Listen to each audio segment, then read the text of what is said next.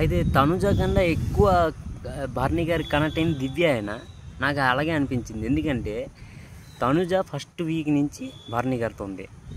సరే దివ్య కొంచెం fourth Vicco third Vicco entry ఇచ్చింది హౌస్లోకి.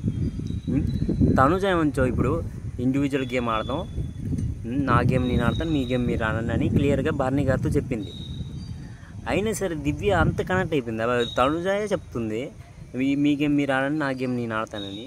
ఇప్పుడు దివ్య ఏంటి అంటే భరణి గారు వెనకతలే తిరుగుతుంది.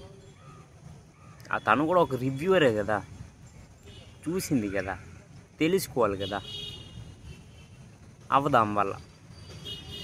ఇప్పుడు ఇప్పుడు భరణి గారు వెళ్ళిపోయిన తర్వాత దివ్య నామినేట్ అయిందా భరణి గారి వల్లే హౌస్లో ఉంది. ఎందుకంటే భరణి గారి ఓట్లు దివ్యకి పడ్డాయి. అది మ్యాటర్.